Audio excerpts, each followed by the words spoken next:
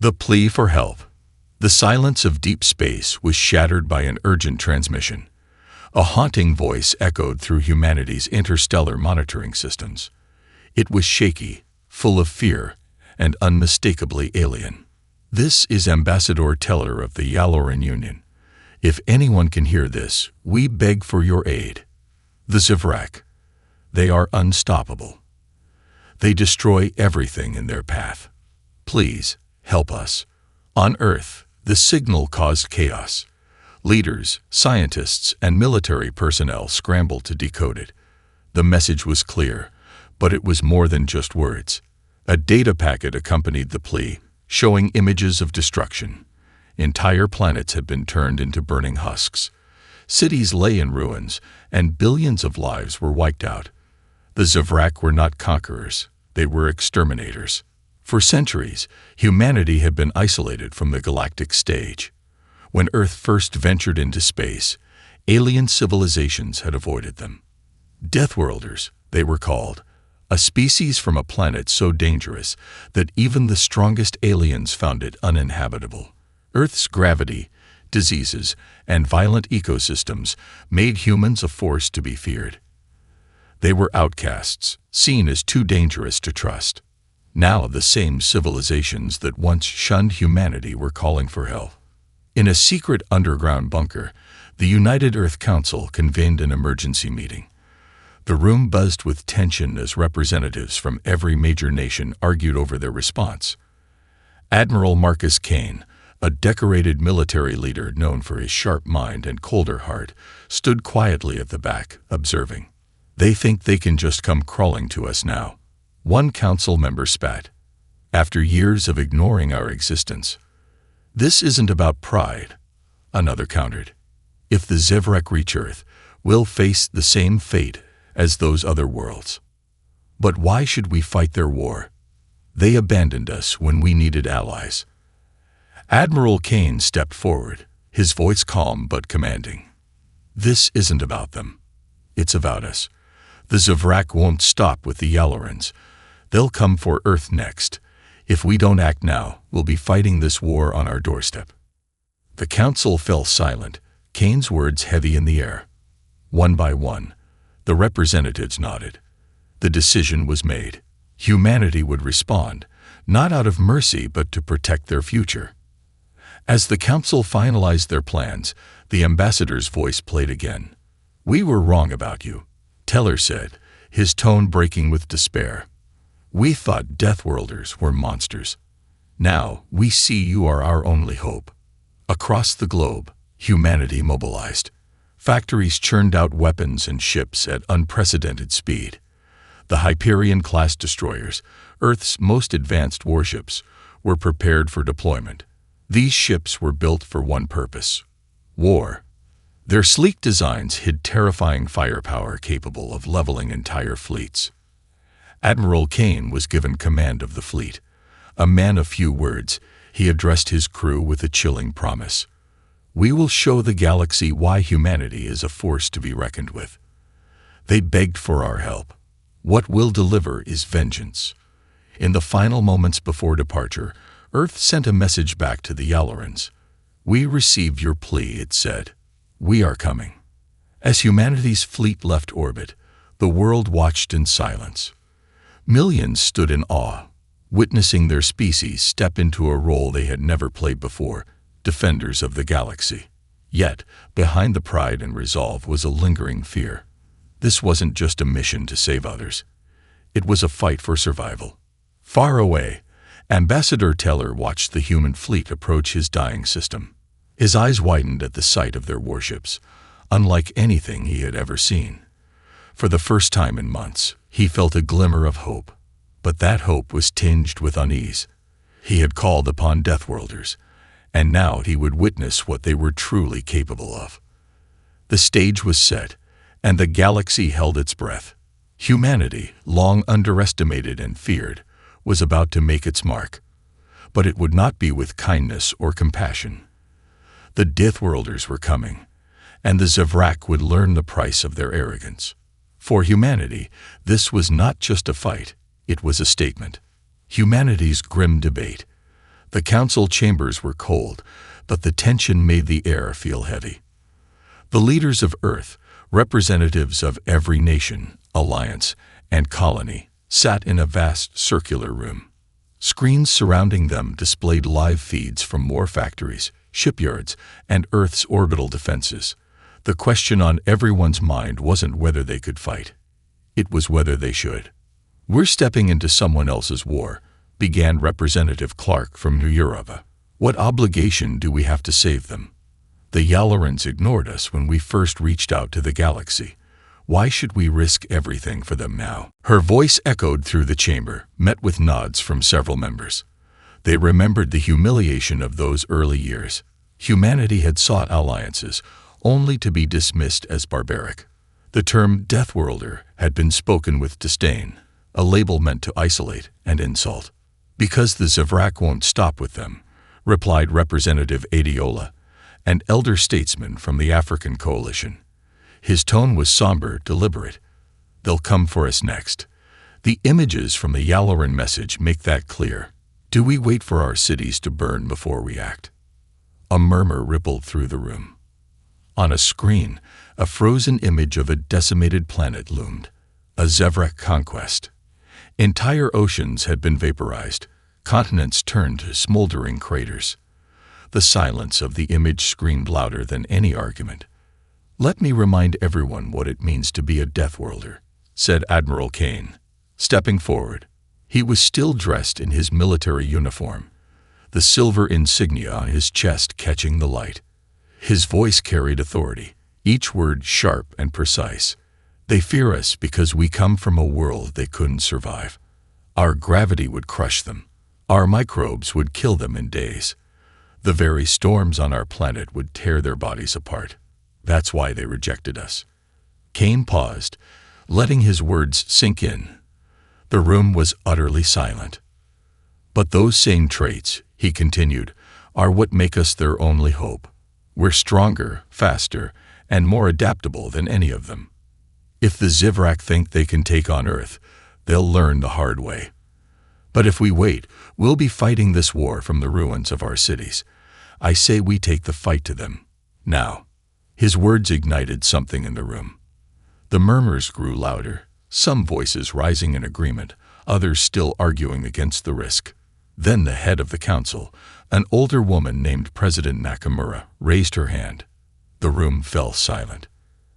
"Admiral Kane is right," she said softly, but her voice carried weight.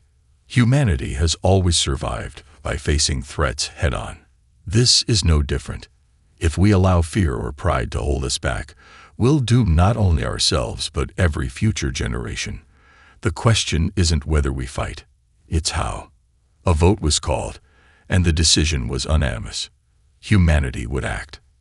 In the days that followed, Earth transformed into a war machine. Factories that had once built starliners now produced Hyperion-class destroyers. These ships were marvels of engineering, bristling with weapons and shielded by layers of reinforced alloys. Designed for long-range combat and heavy assaults, they were humanity's greatest creations. Training camps swelled with volunteers, soldiers, scientists, engineers. Everyone wanted to contribute. The atmosphere was a mix of grim determination and simmering anger. The Zivrak had awakened a sleeping giant. On board the flagship Erebus, Admiral Kane addressed his crew. Hundreds of officers stood in perfect rows, their faces resolute. "We are not saviors," Kane began, his voice echoing through the vast hangar.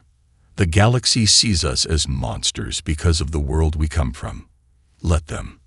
The Zivrak think they can burn their way across the stars without consequences. They think humanity is too weak, too divided to stop them. They're wrong." He stepped forward, his piercing gaze sweeping across the crowd. "We will show them what it means to cross a Deathworlder." They begged for aid. What they'll get is vengeance. The crew erupted into applause, their cheers echoing through the halls. The speech was broadcast across the fleet, reaching every soldier and pilot. It solidified their purpose. They weren't just fighting to protect Earth.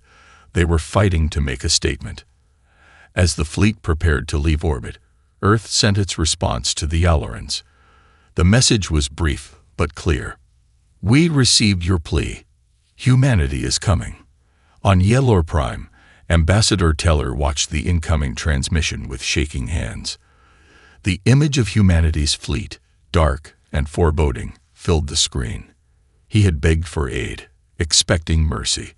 What he saw was something else entirely. The ships were built like predators, their designs sharp and aggressive. These were not the vessels of a peaceful race. Tiller turned to his assistant, his voice barely above a whisper. I hope we haven't made a terrible mistake. The stage was set. Humanity had made its decision, and the galaxy would soon witness the arrival of the Deathworlder Armada. The Deathworlder Armada. The Deathworlder fleet cut through the void like silent predators stalking their prey. The flagship Erebus led the charge, a monstrous construct of black alloy and glowing red thrusters. Behind it, hundreds of warships followed in formation. Sleek destroyers, heavy cruisers, and carriers brimming with state-of-the-art fighters. The sight was awe-inspiring, a testament to humanity's resilience and ingenuity. Admiral Kane stood on the bridge of the Erebus, watching the stars streak past through the massive viewport. His hands rested behind his back, his face an unreadable mask. Around him, the bridge crew worked with precision, their movements synchronized like parts of a well-oiled machine. A holographic projection of the Yaloran system floated before Kane, showing the devastated planets and remnants of alien fleets. How long until we reach the system? He asked, his voice calm but sharp. 72 hours, sir, replied Lieutenant Imani, the ship's navigation officer. We've received updates from Yaloran survivors. The Zevrak are regrouping near their homeworld. They're planning to finish what they started. Then we'll finish them first, Kane said coldly. He leaned closer to the hologram, his piercing eyes scanning every detail. Send a message to all ships. I want every captain briefed on our battle strategy within the hour. No mistakes. In the lower decks of the Erebus, the atmosphere was different. Soldiers prepared for battle, their faces a mixture of determination and nervous energy. Among them was Private Elena Vega, a rookie assigned to the fleet's infantry division. She tightened the straps of her combat armor, her hands trembling slightly. First deployment? Asked Sergeant Colton, a grizzled veteran with scars crisscrossing his face. Vega nodded. Yeah. Never thought my first mission would be this. Colton chuckled, the sound more like a growl. Welcome to the big leagues, rookie. You're part of the Deathworlder Armada now. We don't just fight wars. We end them. The surgeon's words echoed in Vega's mind as she watched engineers load massive railguns onto fighter drones. The sheer scale of the fleet's firepower was overwhelming. Humanity wasn't just going to fight the Zevrak. They were going to obliterate them. As the fleet neared the Yaloran system, they intercepted distress signals from the surviving alien outposts. The messages were frantic, filled with screams and static.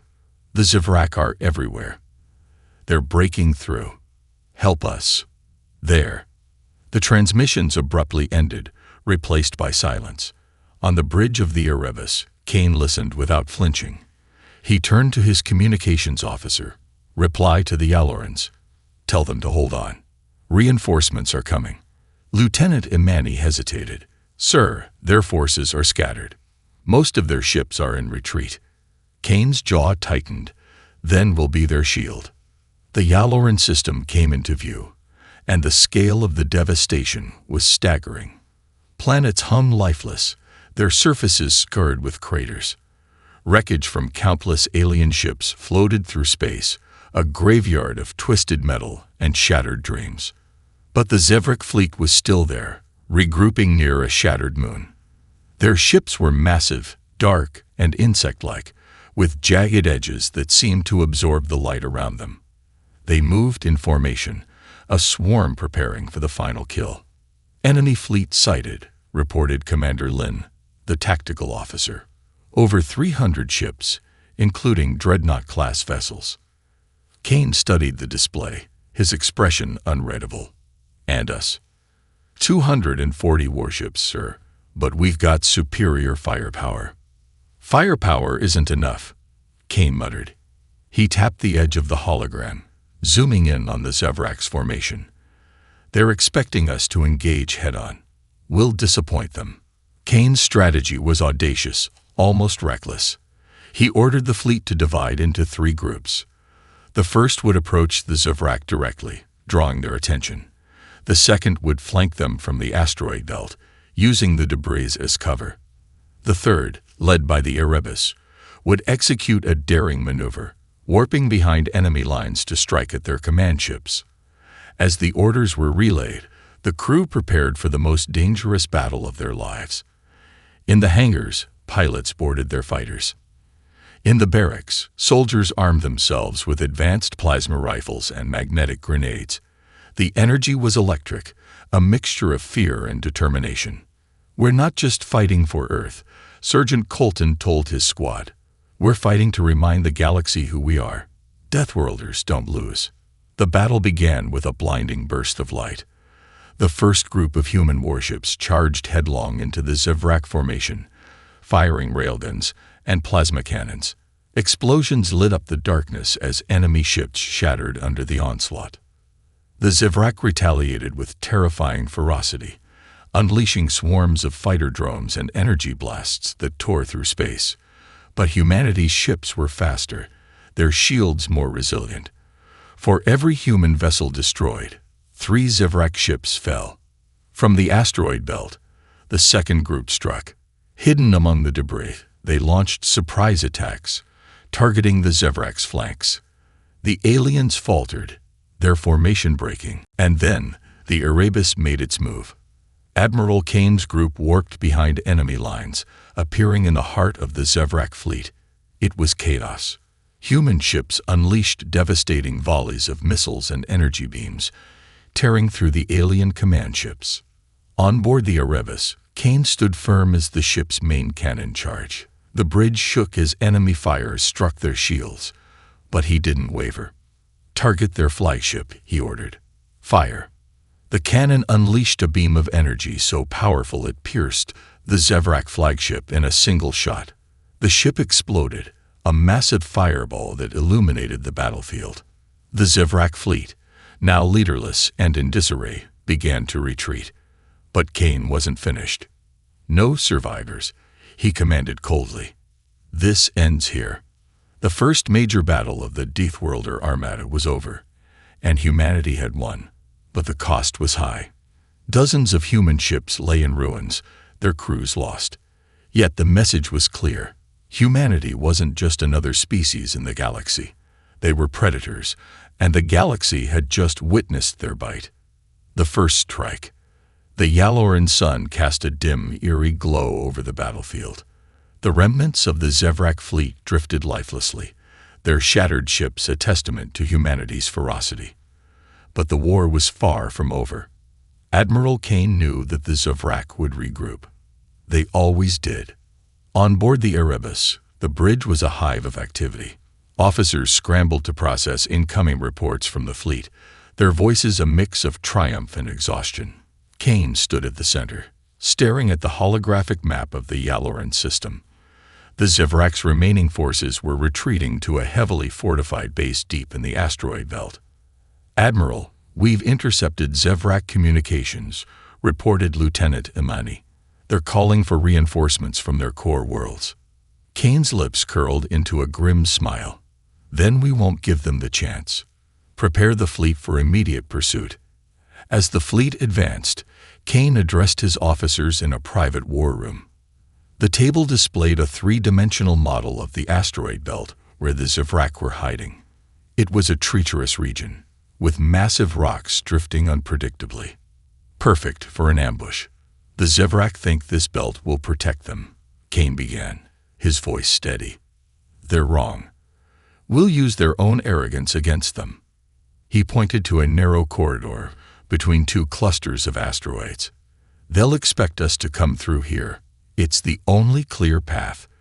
But instead, we'll split our forces. A decoy group will move through the corridor and draw their fire. Meanwhile, Our main fleet will circle around and strike from the shadows." Commander Lin frowned. "Sir, the debris field is highly unstable. Our ships could take heavy damage." Kane locked eyes with her. So could theirs. This isn't just a battle. It's a test of who can adapt faster. And no one adapts like Deathworlders. The fleet moved into position, the smaller decoy group breaking off and heading into the corridor. These ships had been stripped of non-essential systems to maximize their speed and maneuverability. Their mission was simple: survive long enough to draw the Zevrak's attention. As expected, the Zevrak pounced. Hidden turrets embedded in the asteroids opened fire, unleashing a barrage of plasma blasts. Zevrak fighter swarms poured out from their base, circling the decoy ships like vultures.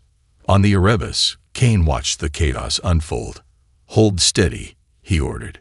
"Don't engage until we're in position." The main fleet crept silently through the shadows of the asteroid belt, their engines running at minimal power to avoid detection. Every ship had been equipped with reinforced hulls and advanced navigation systems to withstand the deadly debris. The tension was palpable. One misstep could mean disaster. Private Elena Vega sat in the cramped cockpit of her fighter, gripping the controls tightly. Her squadron was part of the stealth group, tasked with eliminating the Zevrak's defenses once the fleet struck. Through her visor, she could see the enemy base, a sprawling fortress built into the largest asteroid, bristling with cannons and docking bays. "Vega, stay sharp," came Sergeant Colton's voice over the comm. "The moment we hit, they'll come after us hard." "Understood, Sarge," Vega replied, her voice steady despite the adrenaline coursing through her veins. The trap was sprung with surgical precision. As the Zevrak forces focused on the decoy group, the main fleet unleashed a devastating surprise attack.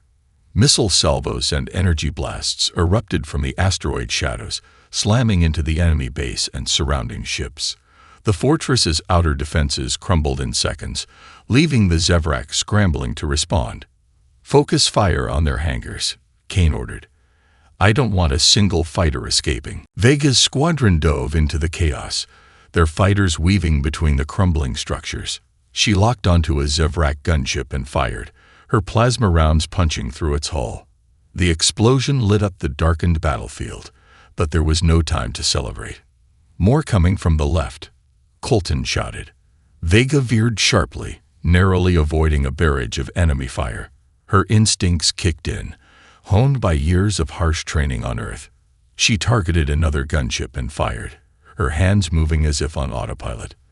The enemy vessel exploded, and her squadron pushed forward. On the Erebus, Kane monitored the battle with grim satisfaction. The Zevrak's forces were in complete disarray, their formations collapsing under the relentless assault. But he knew better than to grow complacent. "Admiral, enemy reinforcements detected," shouted Lieutenant Imani. "Multiple Dreadnought-class ships inbound." Kane's expression hardened. "They're throwing everything they have." "Good. Let them come." He turned to Commander Lin. "Order the decoy group to regroup with the main fleet. We'll make our stand here." The battlefield grew even more chaotic as the reinforcements arrived. Massive dreadnoughts loomed over the asteroid belt, their weapons raining destruction on the Deathworlder fleet. But humanity fought back with unmatched ferocity, using the asteroids as cover and striking with precision. In the thick of the battle, Private Vega's squadron targeted the lead dreadnought. Its shields were formidable, deflecting most of their attacks. But Vega noticed something, a weak point near the engine vents. "Sarge, I got an idea," she said, her voice resolute. "Cover me." Without waiting for a response, she dove toward the dreadnought, her fighter skimming dangerously close to its hull. She fired a concentrated burst into the vents, and the results were immediate. The ship shuddered violently before erupting into a fiery explosion. "Nice shot, rookie," Colton cheered. The battle ended in a decisive victory for humanity. The Zevrak base was obliterated, their forces scattered. The asteroid belt, once a fortress, was now a graveyard. As the fleet regrouped, Admiral Kane addressed his crew. "This was just the beginning," he said, his voice cold but commanding. "The Zevrak think they can fight us on equal footing. They've made a fatal mistake." The Deathworlder Armada had struck its first blow, and the galaxy would soon feel the ripple effect. Humanity wasn't just surviving. They were dominating. The Zevrak counterattack. The victory in the Yaloran asteroid belt was a resounding one, but Admiral Kane knew better than to celebrate. The Zevrak were a species built for war. They were ruthless, adaptable, and above all, vengeful. Kane stood on the bridge of the Erebus, scanning the latest intelligence reports. The enemy wasn't retreating. They were regrouping. "Admiral," said Lieutenant Amani, her tone cautious, "long-range scans have detected massive energy signatures near the Zevrak core systems. It's unlike anything we've seen before." Kane's eyes narrowed. "What are we dealing with?" Amani hesitated. "It appears to be a mobile fortress, sir, larger than any ship we've encountered. They're mobilizing it alongside several battle groups, heading straight for the Yaloran system." The room went silent. The phrase "mobile fortress" sent a chill through the bridge crew. Kane, however, remained calm. "They're desperate," he said finally. "Desperate enemies are dangerous. Alert the fleet. Prepare for a counterstrike." The Deathworlder Armada wasted no time. Repairs were expedited, ammunition restocked, and wounded soldiers replaced by fresh recruits. The fleet was tired but resolute. They had tasted victory, and they were ready for whatever the Zevrak could throw at them. Private Elena Vega was one of those fresh recruits. After her daring maneuver during the asteroid battle, she had earned a promotion to squad leader. But the weight of leadership felt heavy. In the hangar of the Erebus, she addressed her squadron. "I won't lie to you," she began, her voice steady despite the nervous energy in the air. "This fight's going to be tougher than anything we've faced.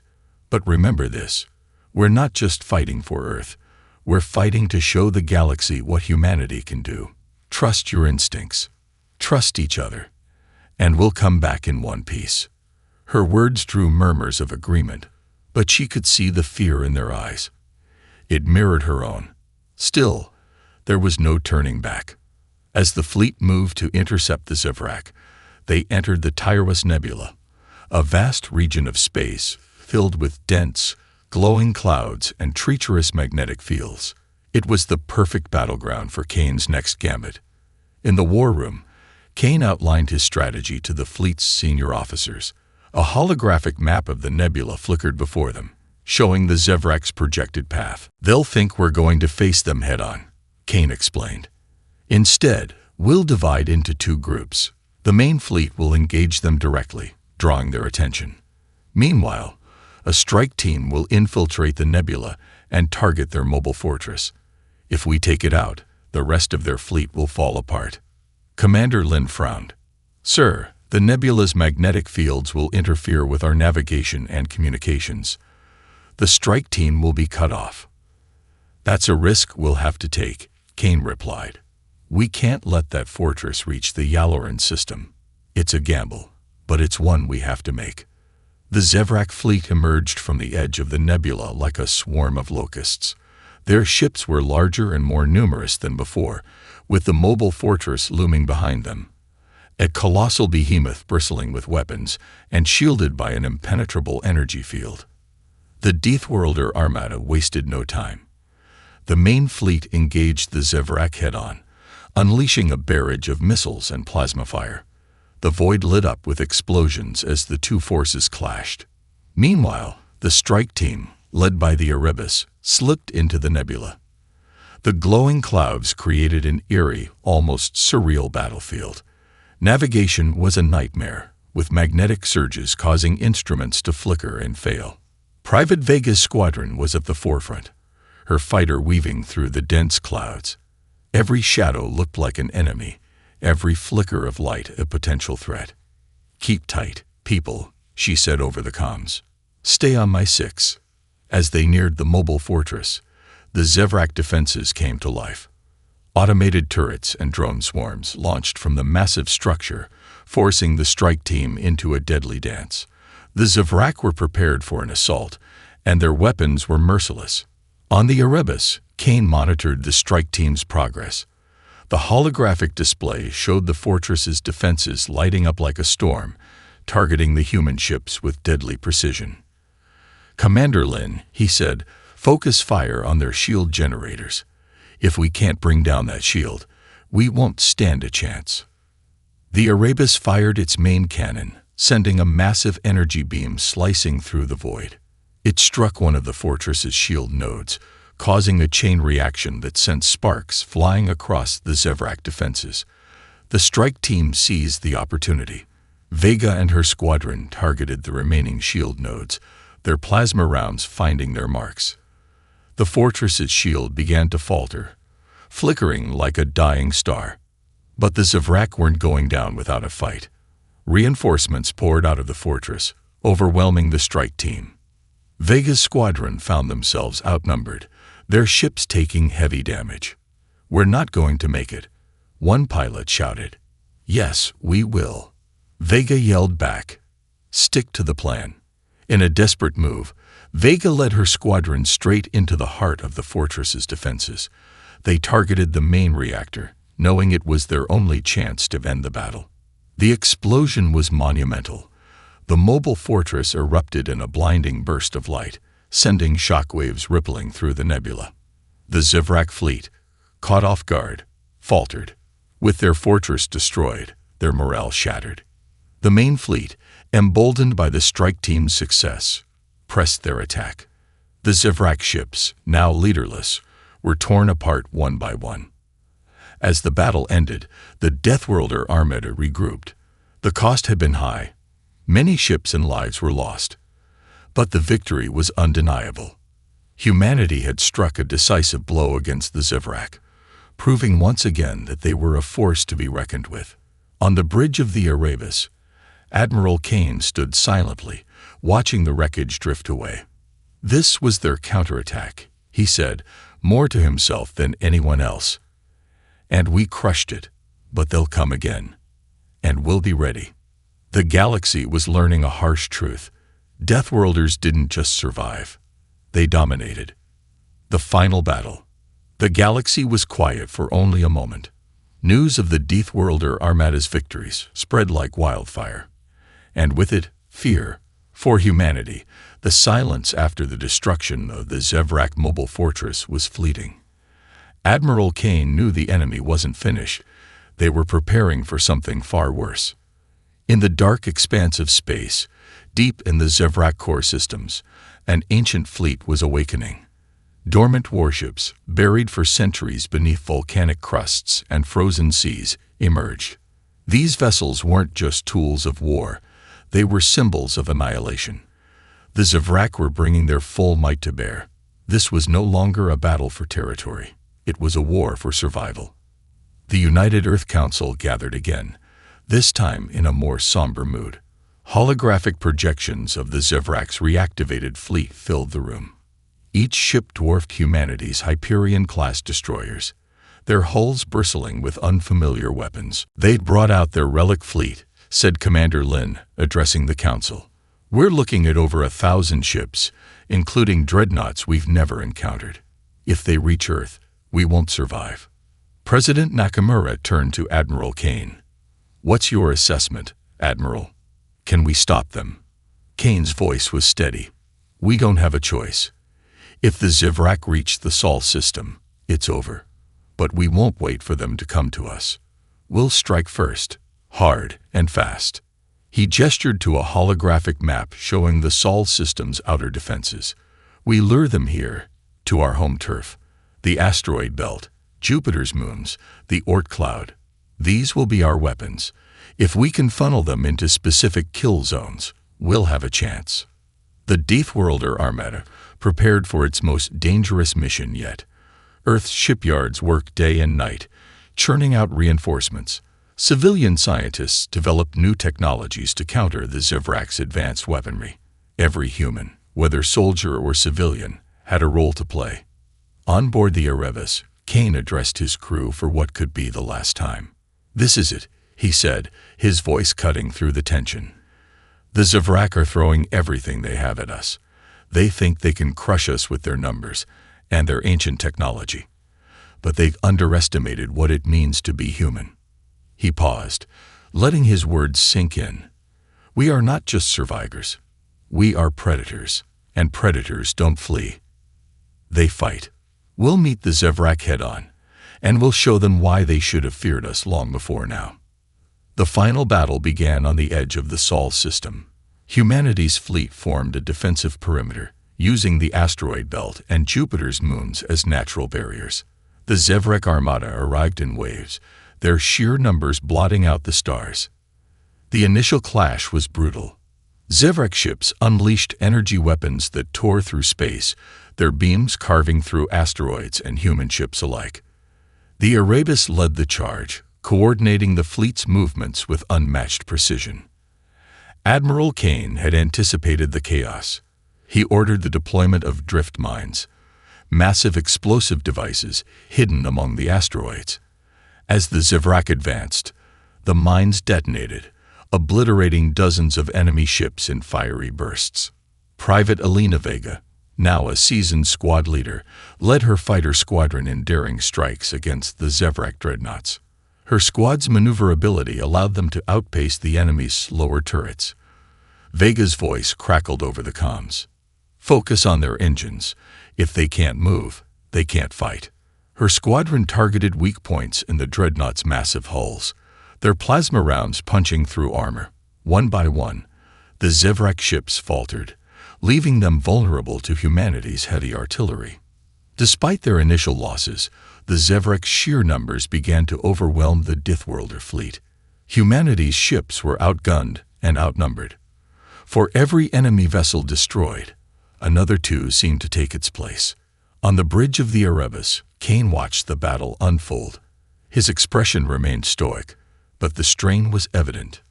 "Admiral," Commander Lind said urgently, "we're losing too many ships. If this keeps up." Kane interrupted her, his voice firm. "Activate the Sol protocol." Lind's eyes widened. "Sir, that's—" "I know what it is," Kane said sharply. "Do it."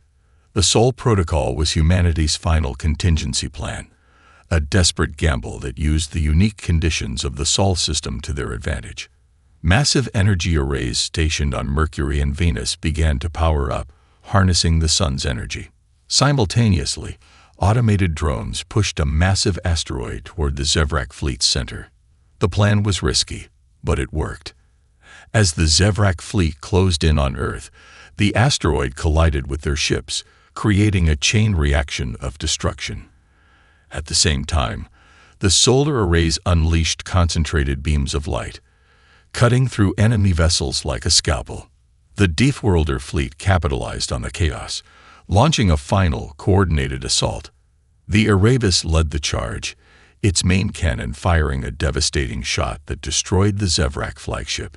With their command structure obliterated, the remaining Zevrak forces scattered. When the battle ended, the void was eerily silent. The wreckage of hundreds of ships, human and Zevrak, floated aimlessly. Humanity had won, but at a staggering cost. Half the Dithworlder armada was gone, and Earth's defenses were in shambles. Admiral Kane stood on the bridge, his face etched with exhaustion. He gazed at the debris, then turned to his crew. "We've done what no one thought possible," he said quietly. "We've faced extinction and survived.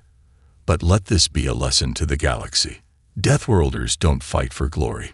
We fight to endure." The final battle had solidified humanity's place in the galaxy, not just as survivors, but as a force to be reckoned with. The Zevrak were broken, their power shattered. And as the Dithworlder armada limped back to Earth, the galaxy watched in awe and fear. Humanity had not just defended itself, it had changed the course of history. The stars would never look at Deathworlders the same way again. Vengeance delivered. The war was over, but the scars it left were deep. The wreckage of the final battle still drifted through the Sol system like silent monuments to humanity's defiance. On Earth, the skies were dotted with the fiery streaks of re-entering debris, reminders of the sacrifices made to achieve victory. Admiral Kane stood on a hill overlooking the Atlantic Ocean. The horizon was peaceful, deceptively calm compared to the chaos that had just unfolded across the stars. Beside him, a holographic console displayed the fleet's grim status. Half of the Deep-Worlder armada was gone. Millions of lives lost.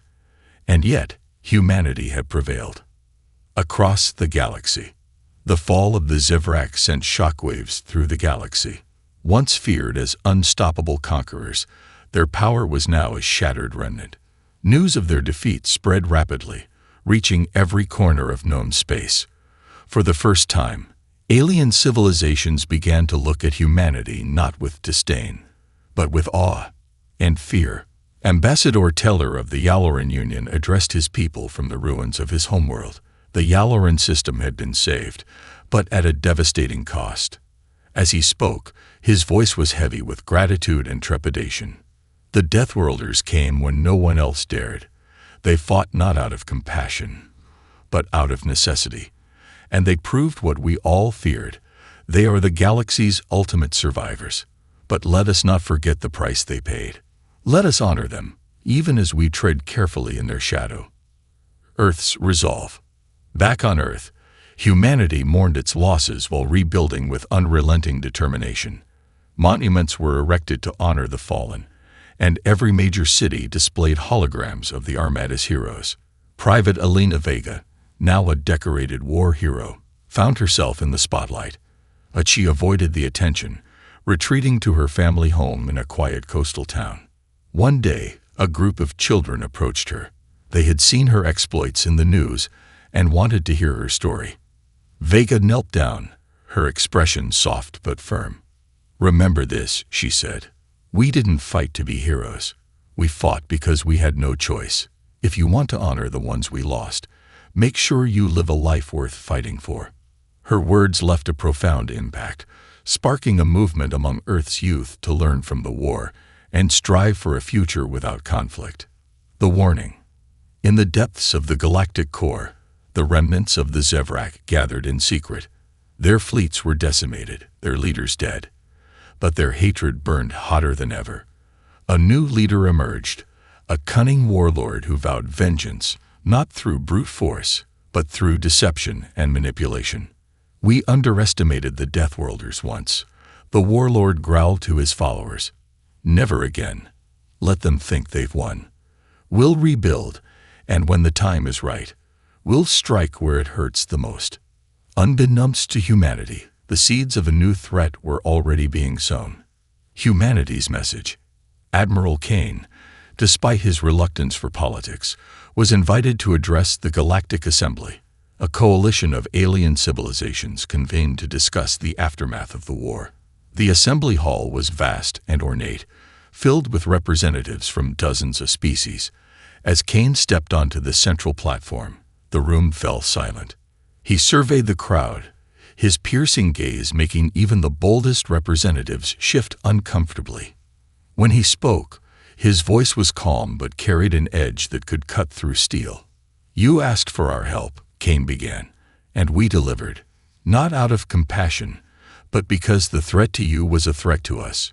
Make no mistake, we are not your saviors. We are not your allies. We are Deathworlders. And if you think for a moment that you can take advantage of our victories, you'll find yourself facing the same wrath we unleashed on the Zevrak." His words hung in the air, a warning and a promise. The assembly erupted into murmurs, but no one dared to challenge him. The legacy of the Armada. Humanity's victory against the Zevrak marked the beginning of a new era. No longer seen as outcasts, they were now a dominant force in the galaxy. But with power came responsibility and enemies. Earth's leaders debated their next steps carefully, aware that their actions would shape the future of the galaxy. Admiral Kane, however, remained focused on the here and now. He returned to his fleet, overseeing the construction of new warships and the training of a new generation of soldiers. To him, the war had revealed one undeniable truth: survival was only the beginning. The final scene. The camera pans across the Sol system, past the bustling shipyards orbiting Earth, the ruins of the asteroid belt, and the distant glow of the Oort cloud. A single ship, the Erebus, drifts silently among the stars, its hull battered but unbroken. Inside, Kane stands alone in his quarters, gazing at a small flickering hologram of Earth. He presses a button on his console, recording a final message for the Galactic Assembly. This war has changed us. It has shown us what we're capable of. But it has also reminded us of what we stand for. We don't seek conquest or domination. We seek survival. And if the galaxy learns one thing from this war, let it be this: Deathworlders don't start wars, but we end them. The screen fades to black, leaving only the hum of the stars and the weight of humanity's promise.